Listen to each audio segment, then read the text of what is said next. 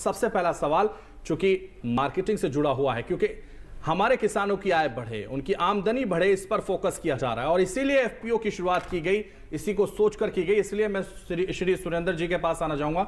सुरेंद्र सिंह जी, सबसे पहले आप ही के पास आऊंगा और आपसे समझूंगा एफपीओ से जुड़ने के बाद हमारे किसानों की जिंदगी में कितना बड़ा बदलाव आप देख पा रहे हैं। जैसा हम सभी जानते हैं कि इस योजना का उद्देश्य ही यही था कि किसानों के जीवन में, किसानों की आय में आमूलचूल परिवर्तन किया जाए, उनकी सामाजिक स्थिति को सुधारा जाए। तो लक्ष्य रखा गया था। वैसे तो देश भर में 50,000 से अधिक एफपीओ बन गए हैं विभिन्न योजनाओं के अंतर्गत, राज्य सरकार की, केंद्र सरकार की, और कुछ जो है बिना योजना के भी किसान भाई अपने आप भी बना लिए हैं। लेकिन जब हम अपनी योजना की बात करते हैं तो यह योजना में 10,000 हमारा जो लक्ष्य निर्धारित था उससे पहले भी बन गया।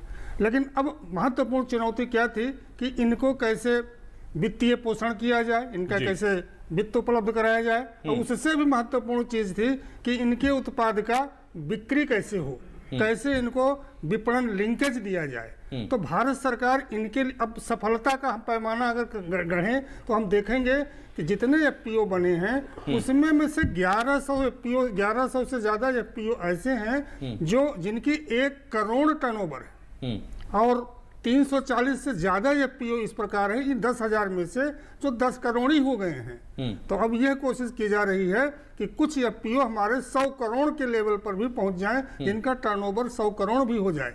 तो अब हम लोग का मतलब सरकारी किसानों के साथ मिलकर के, अन्य हितग्राहियों के साथ मिलकर के क्या क्या कदम उठा रही, क्या क्या कर रही है इनको आगे ले जाने के लिए। तो सबसे महत्वपूर्ण मुद्दा है कि इनको मार्केट की सुविधा कैसे उपलब्ध कराई जाए। तो इनको अगर बायर, इनको खरीदार इनके पास मिला दिया जाए, एफपीओ से मिला दिया जाए तो वो आसानी से हो जाता है। तो रेगुलर, नियमित तौर पर भारत सरकार जो है, जो खरीदार हैं, बड़े बड़े खरीदार हैं, चाहे वो रिलायंस है या और कोई कारपोरेट्स हैं, उनको जो है एफपीओ के साथ रेगुलर मीटिंग ऑनलाइन कराई जा रही है। फिर उसकी ऑफलाइन उनके साथ मिलकर कैसे कैसे वो एग्रीमेंट हो कि कैसे उनका उपज जो है तरोताजा उनके यहाँ से अच्छे मूल्य पर खरीद सके और बीच के जो बिचौलिया है वो बिचौलिया रहित हो जाए।